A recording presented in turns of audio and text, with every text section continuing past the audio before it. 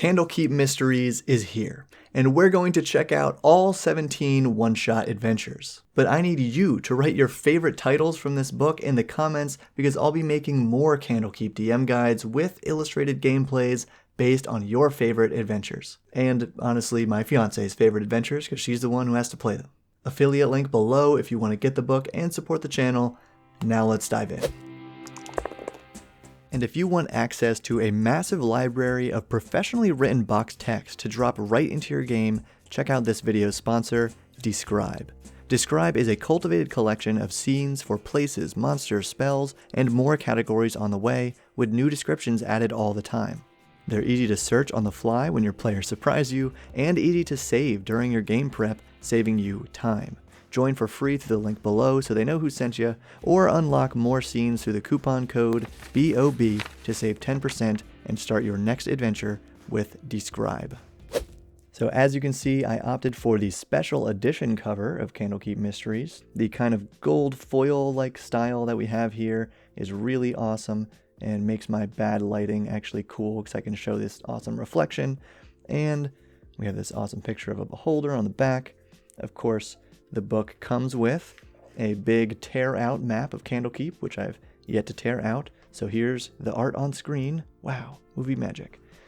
And as usual, the book begins with one of our disclaimers. So let's just check that fun little thing out. This book has been compiled by the Avowed of Candlekeep, in accordance with the wishes of the late Alondo the Seer, whose prophecies foreshadow all events of consequence in the Forgotten Realms.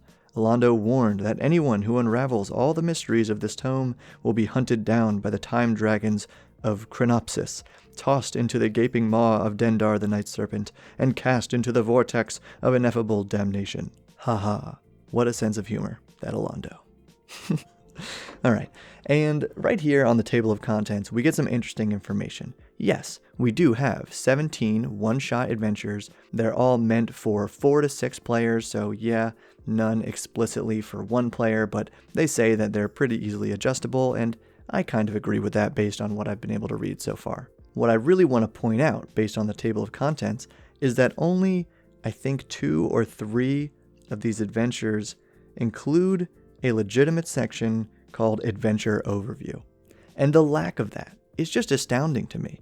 Many of them, do set you off with beginning the adventure or, finding the book, but those sections aren't as explicitly useful as just an adventure overview that literally lays out what's going to happen. One-shots are a kind of session where you really do want to have a plan because you need to make sure the pace of the session is moving quickly, and without that summary or that flowchart, it just makes each one of these more difficult to prep than it has to be. So it is something that I wish were included for every single one. And another matter of personal preference that doesn't really bother me, but I know some other people were concerned about this, is the book does not include an appendices of all the monsters and new items and things at the end. They're just tucked into each singular adventure. So it's really convenient just to have them in there, which is why I don't mind. But for people who do like to just buy the books and then mine them for the extra content in the appendices, it makes it a little more difficult to find that other new content. So, A Book of Books describes how this is apparently written by members of the D&D community. I think most of the people are actual Dungeons & Dragons employees, but in any case, I did recognize a bunch of names here that weren't, so it's really cool that they're bringing on more people to create smaller adventures like this, and eventually I hope we see more smaller volumes from Wizards of the Coast instead of these big books. Yes, these are set in the Forgotten Realms, but of course they're going to say for all our Critical Role fans that they can be run in Exandria, and for our D&D veterans, even the free city of Greyhawk. But all you really need is a library, or just any place that your players can find a book for these adventures to come about. And I really like this little section here, Be a Sensitive Dungeon Master, just reminding you to basically have a session 0, even if you're doing a one-shot, to make sure that your players are going to have a fun time. That should always be your goal as a DM. And every single one of these is either a book that they find in Candlekeep or can be found elsewhere, and then some of the adventures take place in Candlekeep, but most of them are in setting neutral locations. They do cover levels 1 to 16. Again, this really would have been an awesome place for them to throw in a level 20 adventure, so the fact that they didn't do it makes me feel like we'll never see it, but here we go. Level 1, The Joy of Extradimensional Spaces, is a book that leads characters on a quest to find a missing sage. At level 2, we have Mazfroth's Mighty Digressions, a monstrous revelation sheds light on a book merchant scam. Book of the Raven, at level 3, is a treasure map tucked inside a book that beckons adventurers to a remote hilltop chalet occupied by a secret society that shuns visitors. At level 4, A Deep and Creeping Darkness, a book describing a mining disaster, prompts the adventurers to search for a missing town. I really like this one. Oh, and the other level 4 one here, Shemshime's Bedtime Rhyme, a catchy and contagious rhyme traces back to a sinister clockwork book. At level 5, The Price of Beauty, a book about beauty shows the way to a secluded temple where beauty is only skin deep. Cliché, but a pretty good one. Book of Cylinders at level 6, engraved cylinders contained within a book tell a gripping and portentous tale when rolled across wet clay. So between that one and our Clockwork book, you can see how the authors even went into creating unique books for these adventures. And there are many original themes, stuff that I've really never thought about within this book. So for that alone, I do feel like this collection is diverse enough that it's really great to add to your collection of D&D books and source for future adventures in your campaign. But at level 7, we have Sarah of Yellowcrest Manor. A haunted book points a ghostly finger at the perpetrators of an unsolved mass killing in Waterdeep. Although I gotta say, this one's one of my least favorite. We'll get to that in a bit. Lore of Lurue at level 8 is one we're almost definitely going to play, because my fiance loves Lurue because she was the subject of one of my first homebrew campaigns, my first full-length homebrew campaign, I'll say. And it would give Grace a chance to bring back that character of hers. But anyway, adventurers become immersed in a storybook conflict involving Lurue, the Unicorn Queen, and Malar, the Beast Lord. At level 9, we have Candlekeep Dekonstruction. A stolen book leads adventurers to a tower in Candlekeep that is more than what it seems. At level 10, Zikran's Zephyrean Tome. A djinn trapped in a book offers a wish spell to adventurers who find a way to release him. At level 11, The Curious Tale of Wisteria Vale. Kind of a better rhyme than the book about rhymes.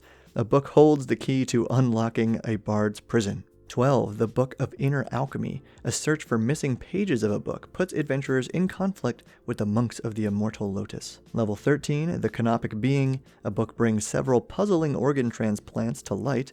That's also one of my favorites in here for sure. And our last few high-level ones, The Scrivener's Tale. A tome reveals its magical mark on the adventurers, dooming them unless they can find a way to remove it. Kind of a forced, hey, you're cursed now, you have to do this adventure kind of adventure. At level 15, Alkazaar's Appendix. A book chronicles an unsolved mystery about a wandering stone golem in the desert. And Xanthoria at level 16. A fell grimoire helps adventurers and a fungal plague. Now, before the actual adventures, it does include this section on Candlekeep. We're going to mostly skip this because I know that you're here to hear about the adventures, not Candlekeep, necessarily. But one thing that's in here that I don't like is actually this section here, Entering Candlekeep, where it tells you how, the cool thing about Candlekeep is to get in, you gotta bring a book that they don't have. But this is a one-shot. You don't want to start your one-shot with this weird mini-quest where your characters have to show up with some other book. So just as soon as you begin your session, be like, hey, what book did you bring to Candlekeep to get in? That's it. But there is other useful information here about the magical wards around Candlekeep, and of course, stuff about the locations that tie to the map in the back. Because again, for the adventures that actually take place here, you'll want to see some of this information. So the first quest we have for level 1, The Joy of Extradimensional Spaces. It's about this book, donated among a collection of books from a mage named Fistandia, who took the time to develop a permanent Mordenkainen's Magnificent Mansion spell. And so part of the quest involves finding this guy, what's his name, Matreus, who came here to investigate this spell. He happens to be an expert on curses, so that's meant to be a hook where, okay, maybe your players are seeking him out specifically for his knowledge about curses. But he finds this permanent Mordenkainen's magical mansion by reading, either accidentally or on purpose, I forget, the command word within this book, opens it up in her private study room that this mage had here in Candlekeep, and gets trapped inside. Your players find it by apparently making an intelligence check. This is another little flaw that's kind of in a lot of these adventures, where major parts depend on the characters passing a skill check. If you need the characters to get into this adventure, don't put it behind a dice roll. Just say the person with the highest arcana or history makes it happen. But anyway, it's a good quest, but this one did kind of start me off on a sour note because it does feel like more location than quest at first glance. However, I had missed this really important section, this tiny little thing here that should totally, I feel like, be better indicated that, hey, the whole way you get out of here is by finding these books scattered throughout the mansion that then will spell out the command word to free yourself, which is liberty. And so I really wish that, like, just to make this easier for dungeon masters to prep, each of these books were maybe better indicated, like where they are on the actual map of the mansion. But that's kind of a little nitpicky critique, and I'm sure this is still fun without it. For example, I really liked this chained library monster, just a giant bookshelf with books chained to it that it like flings out to hit people. Super creative, really fun. And all in all, for a one-shot taking place in this one solid location, it does a good job of doing that. But a little bit of a problem is that guy, Matreus, is supposed to die, so therefore if you use the hook that your players were looking for him, they then have to find a way to resurrect him or get another expert on curses if that's the hook you used. But this next one for level 2, Mazfroth's Mighty Digressions, is another really good one. It actually does an awesome job of setting up a mystery, like a true mystery, where your party is going to have to ask a few people for different information, what they learned. Basically, a few books have shown up in Candlekeep, and people have gone missing or have actually been killed. I forget whether their bodies were actually found or not by some books. But as it turns out, the books are actually these strange creatures here, Gingwatsums, that have been transformed to look like books by a Lamia, who used to be the leader of this gang of jackal-wares. And the whole thing is about finding these other people who brought these books to Candlekeep, and then finding out where they got the books from, which will then lead you back to this gang of jackal-wares, and you find out that they just want to resurrect their dead Lamia leader. So this quest, like many others, kind of gives you the opportunity to, just fight some jackal-wares, or you can work with them to actually help them do what they want to do, which I don't think really has a catch to it. Like, you can just help them raise up this Lamia, and I don't think they're an evil creature, even though obviously they look kind of evil. Like, that's some crazy teeth. And the Book of the Raven, written by our very own Christopher Perkins, takes our adventurers to a quasi Ravenloft kind of adventure. Maybe it's a little bit of a more Shadowfell thing, actually. But it has this note about the Vistani here, which seemed kind of out of place to me. I don't know if this was just here because that's so on the very face of everything Wizards is doing right now. But this one, I'll say, this adventure, does begin with this amazing handout that you can give to your players. I love that. You could even base your own whole mini campaign on this map because it just has a few cool looking locations, but really only gives you information about the one where the characters are supposed to start. And it's very brief, so you can really put it anywhere.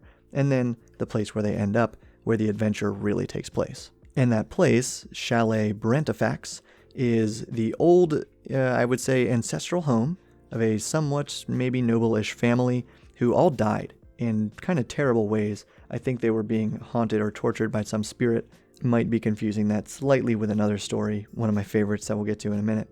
And a ghost who inhabits the book wants your players to go there and basically clear out all of these were-ravens, this society of were-ravens who are living there, and use it as a place to sequester evil magic artifacts so they are not free out in the world. And so the real mystery here is just kind of figuring out what happened to the family. So it is really interesting, but I'll say it's not like, it's way more mystery than an actual adventure. And I'm really not sure what the hook is. I don't remember if there was like a really obvious reward for doing this. But I would hope, written by our guy, Chris Perkins, that it does have all that stuff.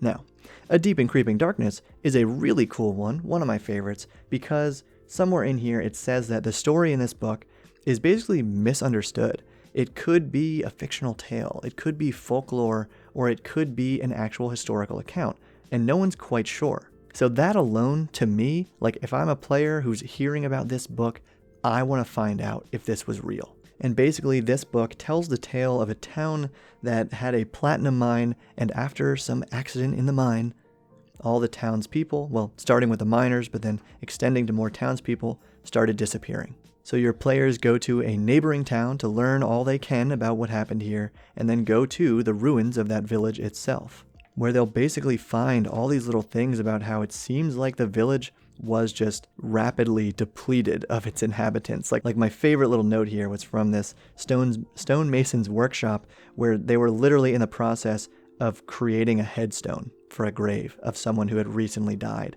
and it was never finished. I don't know. It really wowed me anyway. But what actually happened, again, major spoilers here, is that after the explosion, it somehow triggered this connection with the Feywild, and all these evil Feywild creatures called Meanlocks started haunting, basically, people of the city and kind of taking over them. I believe the people actually transformed into Meanlocks, including the mayor, who still wears his ring and he's still hanging out in his house, but the rest of them are in the cave or something. By cave, I mean the mine here. So this one to me is a great example of awesome hook, really cool, just like a legend, really cool story, still takes place in a very singular environment, so it's great for a one-shot, and all you gotta do, you go in there, you kill the bad guys. And maybe you could have it that they do have some semblance of their previous form, so maybe there's a chance of a redemption arc here, but that's up to you. And being at level 4, I just really feel like this will be a popular adventure from this book. And because it involves the Feywild, which we're probably getting a new book about, see my little video here about the latest Unearthed Arcana. And you know what, maybe I just really love level 4 because this adventure was, I think, my other favorite. There's 2 more after this one that are awesome. But this one, wow, look at this. Adventure overview, event 1, 2, 3, 4, 5, 6. So will it happen in this exact sequence? You know, your players might plan otherwise, or it might just occur otherwise based on the actions of your players. But Ari Levitch, you're awesome. Thank you for including this extremely helpful stuff for Dungeon Masters. Now, this Clockwork book, I'm just going to get to the cool art piece of it, is really, well, it's kind of a longer one. It's really just this awesome pop-up scene that happens, and it's held by this Kenku character who works in Candlekeep, like we saw there. Their name is Crinkle, which I love. It's just like the crinkling of pages, right? And after the players spend a night here in this one section of Candlekeep called, it's like the Firefly's Grotto or something, Firefly Cellar, they all start reciting this rhyme. Or it's just something stuck in their head, and someone else around them, because there are a number of NPCs in this adventure, are reciting it aloud. And it's like, okay, wait, why do we all know this same thing? So the one potential issue with this is hey, it is kind of an adventure where, okay, you're all cursed, and now you got to figure out how to solve it. But it does work pretty well for a one-shot in that way.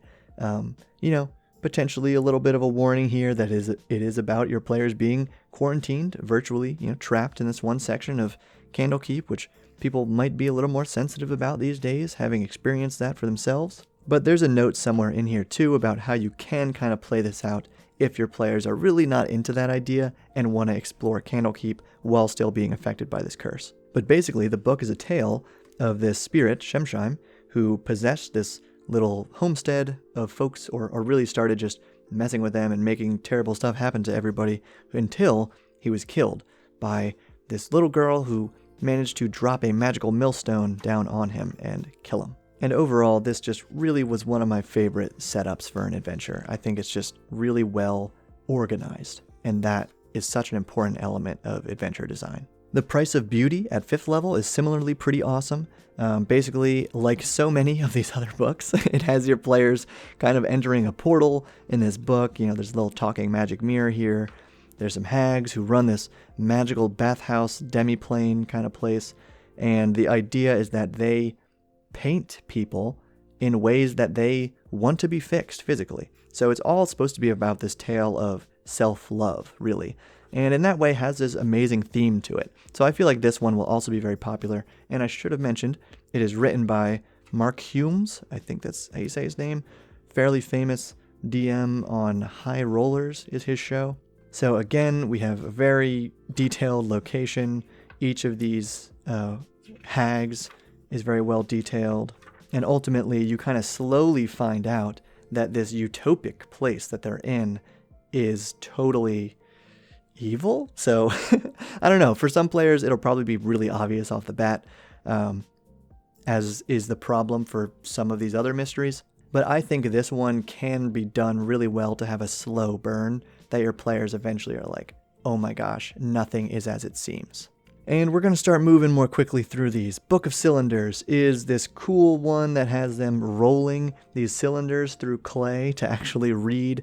And it turns out that they are telling a prophetic tale because your players find out that what's happening elsewhere in the world is already spelled out on these cylinders. But it turns out that these cool frog people called Gripply, we get some cool artwork of them in a minute, have been recently visited by some friendly Yuan-Ti wanting to explore one of their old temples nearby. But then some bad Yuan-Ti show up and basically kidnap those good Yuan-Ti and are doing some kind of ritual to get a cool weapon out of this temple or whatever, and you just kind of have to go to the bad guys and kill them. So not too much of a mystery, much like this one, which literally like the first thing you learn.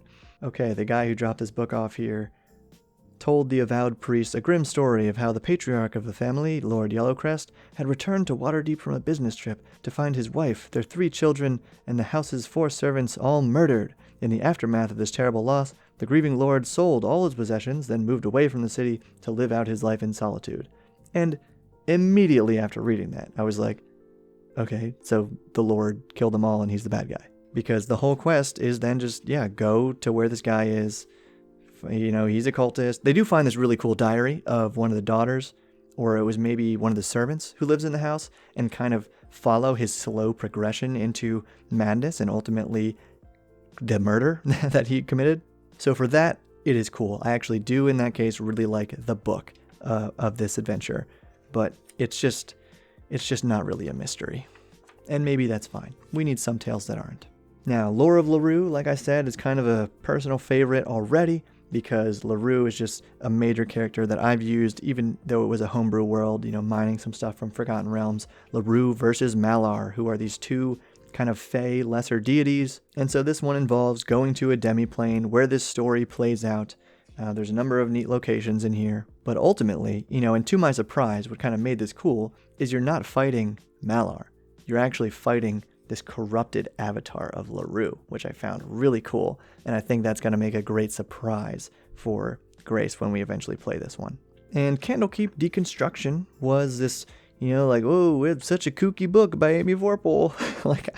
I wish I kind of spent more time reading this, but ultimately, I kind of found it hard to read, because part of what makes this funny is that there's this cult that's just a very silly cult that kind of renames all this stuff.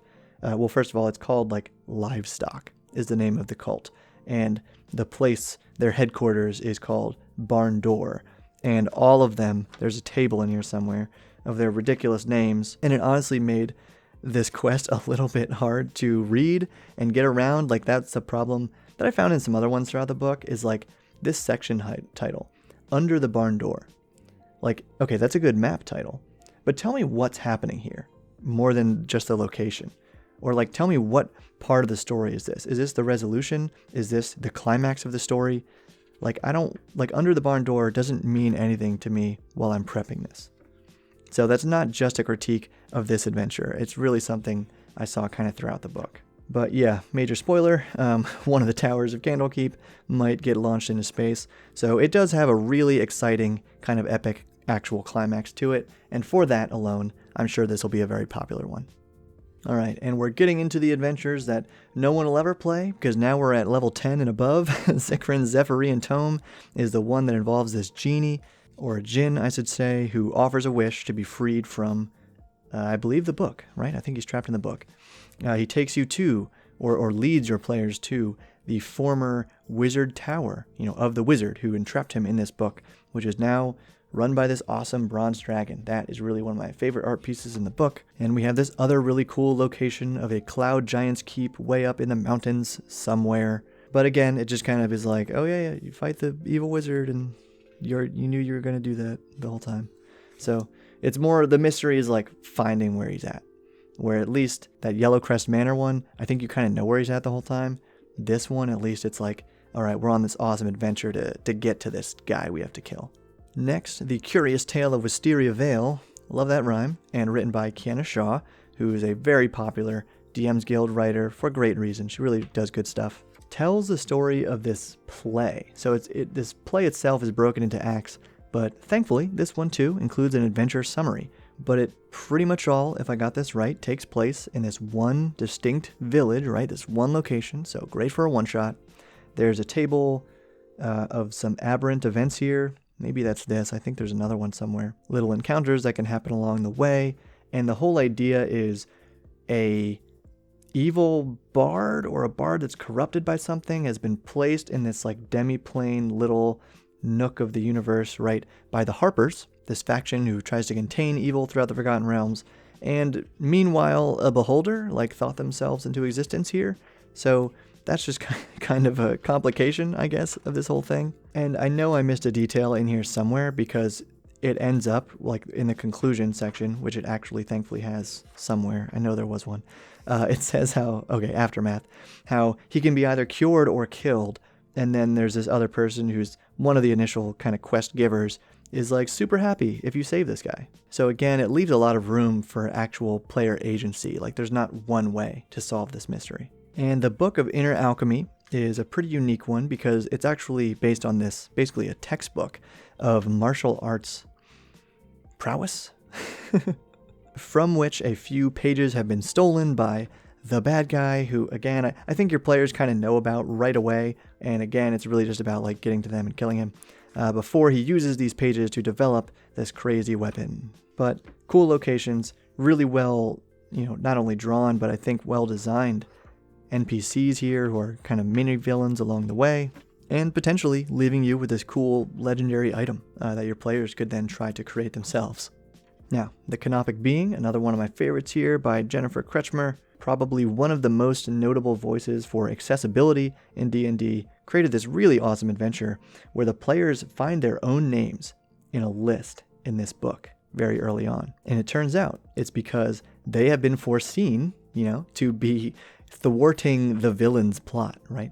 And so the villain wants them dead. That's why their names are down here. The other names on here are people whose organs are going to be stolen, because the whole idea is that this seer, or oracle you could say, is trying to become a mummy lord, basically, and then use that power to obtain some form of godhood by literally replacing Savras, who's a god of divination and foretelling in the Forgotten Realms. And I don't know, again, like I said, I read these latter ones in the book very quickly, but I was really drawn to this one as something I want to play. Versus, I would say, the Scrivener's Tale, which is one that I also read really quickly, and pretty much exactly what I said in the beginning. It's like, okay, you're cursed now, you better solve it, I guess, and you just kind of have to do that.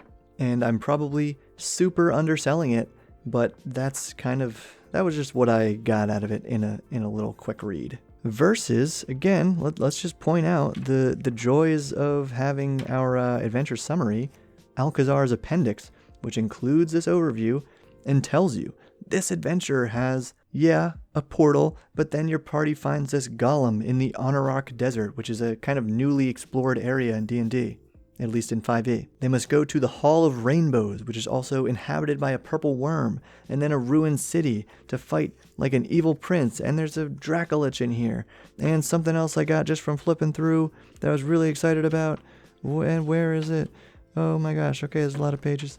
Is these desert chewingas, which I just really like to see, having been stuck in Icewind Dale for so long with the Arctic ones. I feel like this was just a really neat little thing they inserted into this book. And Xanthoria, kind of a major red flag on this one is it's about a plague sweeping over the Forgotten Realms. So again, really good to actually ask your players if they'd be interested in something like this. But I feel like whether it's now or a few years from now, it is a really worthwhile tale to run, just because it's about this mad druid who's seeking lichdom, and they literally want to become, I forget where it says it in here, but it's a lichen lich. So I love the little play on words there. There's this sad little sprite they meet along the way, and it just seems to do a great job of getting the most you possibly can out of this fungi-themed adventure. Oh, and of course tying in a little bit of Zugtmoy, the demon queen or whatever of fungi. And that's it. So thank you to our sponsor, Describe. Thank you to everyone who likes this video and leaves a comment. And thank you to all our new patrons, Diego, Josh, Zachary, Juha, Stupid Baby Man, Jam the Man, Philip, Matt, Thistle Wizard, and Wigby. Thank you all for your support, and keep building.